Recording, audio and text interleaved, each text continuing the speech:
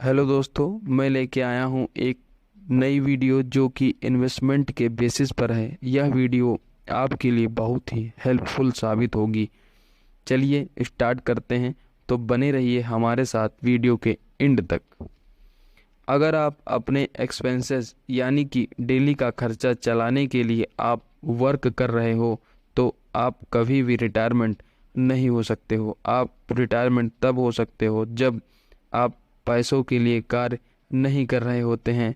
जिस दिन आपकी एक्सपेंसेस आपकी पैसिव इनकम में कवर हो जाएगी उस दिन आप फाइनेंशियली फ्री हो सकते हैं, या फिर हम कह सकते हैं कि आप रिटायर हो सकते हैं। अगर आप जॉब करते हुए सोच रहे हैं कि आप रिटायर हो सकते हैं तो मैं आपको पहले बता दूं कि जॉब की आपकी कोई गारंटी नहीं होती है कि कौन सी सिचुएशन कब आ जाए। तो आप किसी भी पार्टिकुलर सोर्स पर डिपेंड नहीं हो सकते हैं। अगर आपको फाइनेंशियल फ्रीडम चाहिए तो उसके लिए आपको अपने लिए मल्टीपल सोर्स क्रिएट करना पड़ेगा, या फिर आप पार्ट टाइम वर्क कर सकते हैं। ऐसा कहा जाता है कि 9 to 5 जो आप काम करते हैं उससे आपका घर चलता है, और 5 to 9 जो कार्य करते हैं उससे आपकी ज़िंदगी बदलती है।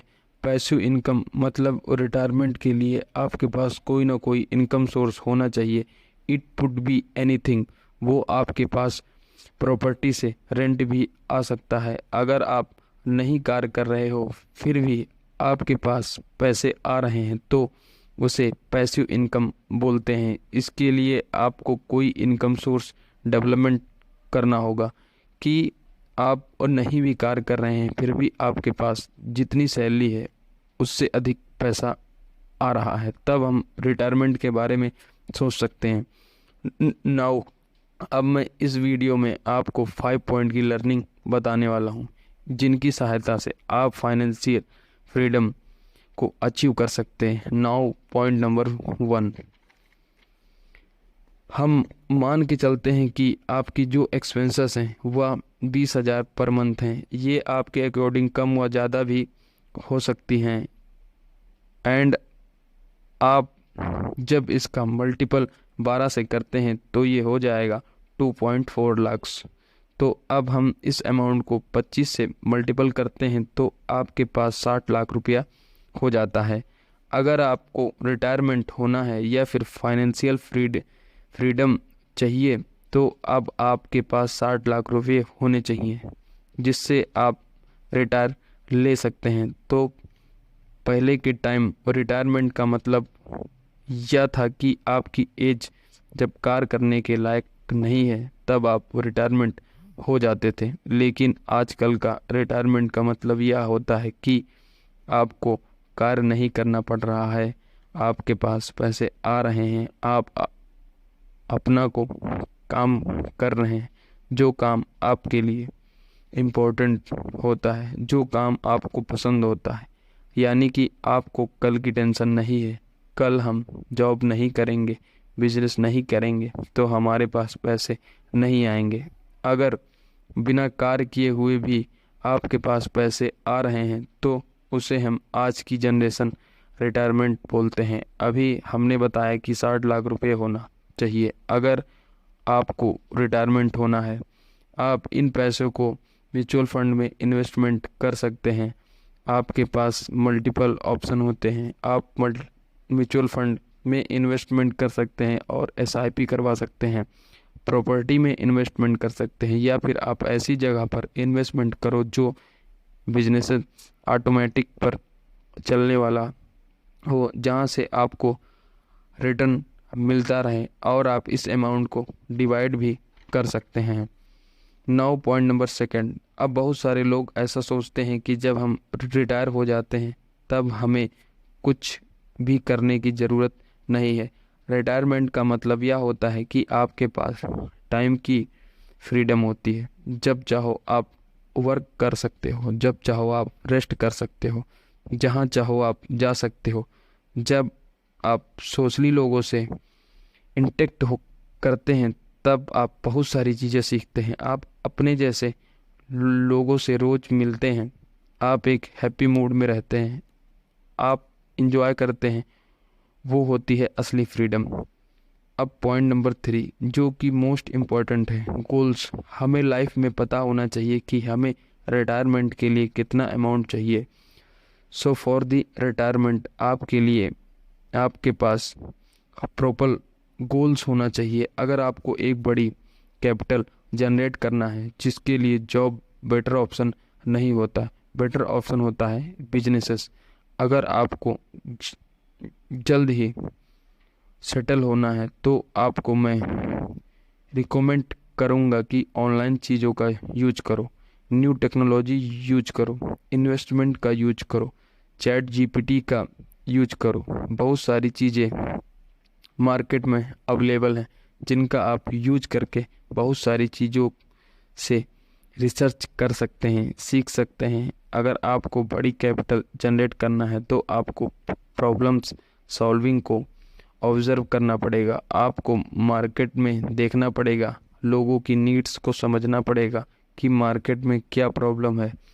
इसके अकॉर्डिंग आप उनको सॉल्यूशन प्रोवाइड करते हो तो आप वहाँ से पैसे जनरेट कर सकते हो। इसके लिए आपके पास कोई ना कोई प्रोडक्ट होना चाहिए।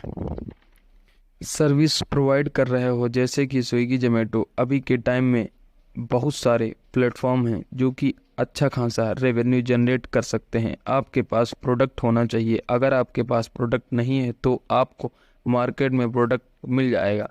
आप उन प्रोडक्ट को अमेजॉन, फ्लिपकार्ट में अपलोड करके बीच में अपना मार्जिन सेट कर सकते हैं।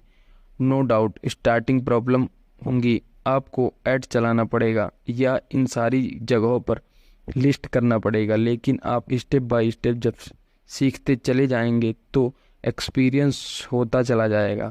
अगर आप महीने में 10,000, 8,000 अर्निंग कर रहे हैं स्टार्टिंग में तो वह बेटर है। आपके पास कोई ना कोई skills, graphic designing, video editing, content writing या फिर एप्लीकेशन बनाते हैं या वेबसाइट बनाते हो, आप इन सब को मोनेटाइज करके अर्निंग कर सकते हो। एंड सेकंड की आप सबको सर्विस प्रोवाइड कर सकते हो। जैसे बहुत सारे ब्रांड्स होते हैं, जब आप फाइनेंसिंग वर्क करने लगते हैं तब आपको एक्सपीरियंस हो जाता है, या फिर कोई कोर्स बेच रहे हो, इट पुट बी एनीथिंग, जो कुछ भी आपको आता है आप उसको मोनेटाइज करके अर्निंग कर सकते हो। वीडियो को अपलोड करके अर्निंग कर सकते हो।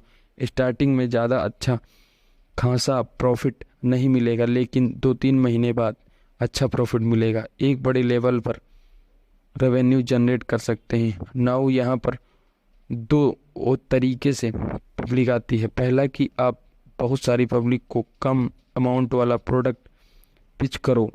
अभी की टाइम पर आप देखोगे तो फ़ोन पे में जब हम रिचार्ज करते हैं तो वह 1 रुपया या 2 रुपया का चार्ज लेता है।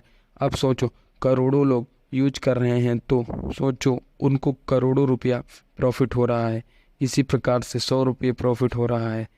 किसी भी प्रोडक्ट पर ई बुक हो या बुक हो या फिर कोई भी प्रोडक्ट हो सकता है, तो आप उस प्रोडक्ट को 50,000 लोगों को सेल कर देते हो तो आपके पास 50,000 रुपये का अमाउंट जनरेट हो जाता है। अगर आप 2,000 की चीज़ को 5,000 लोगों को सेल कर देते हो तो आपके पास 1 करोड़ रुपया जनरेट हो जाता है। ये सब एक दिन में नहीं होता है। आप स्टार्टिंग करो 10,000, 15,000, 20,000, लेकिन धीरे धीरे आप इसको एक बड़े लेवल पर ले जा सकते हो। टाइम लगता है, हार्ड वर्क लगता है, लेकिन आप इसको बहुत बड़े लेवल पर ले जा सकते हो। ये पावर है ऑनलाइन बिजनेसेस की। Point number 4, don't increase your life style with your income. दोस्तों क्या होता है जब हमारी सैलरी धीरे धीरे बढ़ती चली जाती है, फिर मार्जिन बढ़ता है चला जाता है, फिर हम लोग क्या करते हैं अपनी लाइफ स्टाइल को भी बढ़ाते रहते हैं। एंड ये सबसे गलत डिसीजन होता है हमारी लाइफ का।